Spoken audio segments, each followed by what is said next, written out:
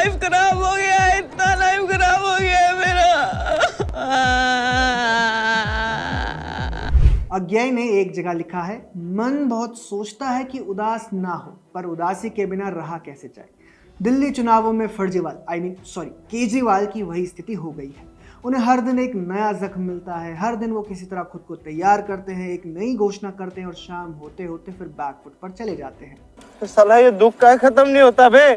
इन चुनावों में केजरीवाल की घबराहट का स्तर ये है कि ट्वीट में अहम लिखते हुए वे हलंत लगाना भी नहीं भूलते। इसके बाद भी लोग गलियों में उन्हें दौड़ा देते हैं। केजरीवाल अकेले में जरूर यही कहते होंगे, हम गधे हैं। अब देखिए ना, भाजपा ने दिल्ली के लिए अपना मैनिफेस्टो जारी किया और केजरीवाल के पेट में दर्द होने लगा। दर्द तो इतना था कि कुछ ही देर में ट्वीट का ढेर लगा दिया, जैसे दिल्ली में दारू की बोतलों का ढेर लगाया था, एक के साथ एक फ्री। सवाल उठते हैं कि भाजपा के संकल्प पत्र से दिल्ली के स्वयंभू मालिक को इतनी पीड़ा क्यों पहुंची। देखिए, भाजपा ने अपने संकल्प पत्र में कई बड़े और महत्वपूर्ण वादे किए हैं, जैसे महिला समृद्धि योजना के तहत हर महीने गरीब महिला को 2500 रुपए, हर गर्भवती महिला को 21,000 की आर्थिक मदद और 6 पोषण किट, गरीब परिवार को 500 रुपए में LPG सिलेंडर और होली दिवाली पर सिलेंडर मुफ्त। पहली कैबिनेट बैठक में आयुष्मान भारत योजना लागू करने की बात कही है। साथ ही इससे अलग 5 लाख तक का अतिरिक्त मुफ्त इलाज राज्य सरकार की ओर से कराने का वादा।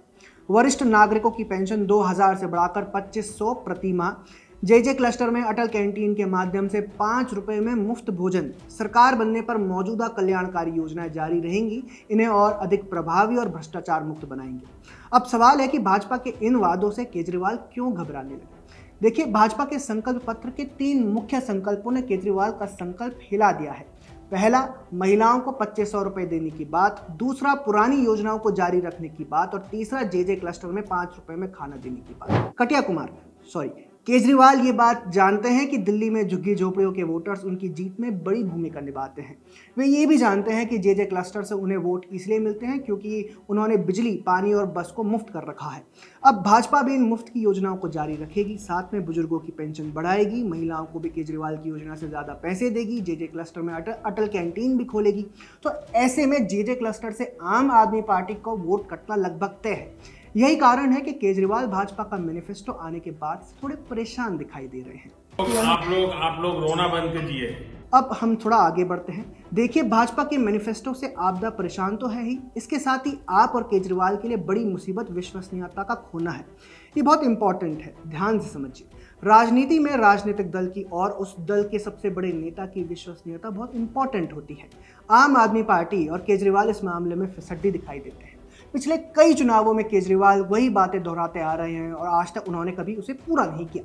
5 साल में यमुना को इतना खूबसूरत बना देंगे कि आप अपने बच्चों के साथ पिकनिक मनाने के लिए यमुना के तट पर जाना शुरू करेंगे। 5 साल खत्म होने से पहले ये हमारा पूरा कमिटमेंट है कि यमुना को पूरी तरह साफ कर देंगे। 5 साल के अंदर अपने को ऐसे करना है कि दिल्ली के एक व्यक्ति को यमुना के तट के ऊपर लाना है और एक व्यक्ति को यमुना के लिए गौरवान्वित महसूस करवाना है। दिल्ली सरकार की तरफ से मैं कहना चाहता हूं कि यमुना को साफ करने के लिए हम पूरी तरह से प्रतिबद्ध हैं। 1.5 साल के अंदर आपको यहाँ पे इतना शानदार यमुना के तट पे नजारा देखने को मिलेगा। ये चुनाव छोड़ के अगले चुनाव के पहले आप सबको यमुना भी नहलवा देंगे। मैं आपके साथ डुबकी लगाऊंगा। जैसा मैं अक्सर कहता हूँ कि 5 साल तो लगेंगे, लेकिन 5 साल के अंत में आपको सबको यमुना में डुबकी तो जरूर लगवा दूंगा मैं। 2024 के अंत तक दिल्ली के अंदर यमुना को बिल्कुल साफ कर। अगले चुनाव में मैं खुद डुबकी लगाऊंगा यमुना के अंदर, आप सब लोगों को साफ पानी में डुबकी लगवा दूंगा।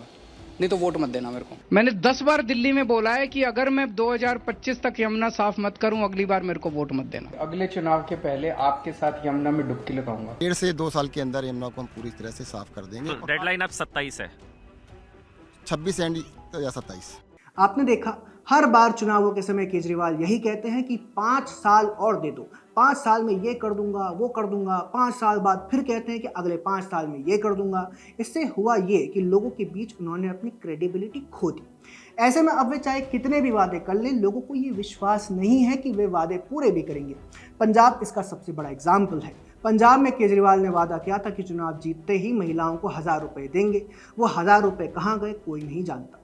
दूसरी तरफ पीएम नरेंद्र मोदी और भाजपा की जनता के बीच ये छवि है कि वे जो भी कहेंगे उसे पूरा जरूर करेंगे। इसके पीछे कारण ये है कि भाजपा की सरकारें राज्यों में और केंद्र में अपने मैनिफेस्टो को जस का तस लागू करती आ रही हैं। आम लोगों के अंदर ये बात बैठी है कि भाजपा जो कहती है वो करती है। लोगों का ये विश्वास है केजरीवाल का बड़ा डर है। यही कारण है कि केजरीवाल भाजपा का संकल्प पत्र आने के बाद डरे हुए, थोड़े सहमे हुए दिखाई दे रहे हैं।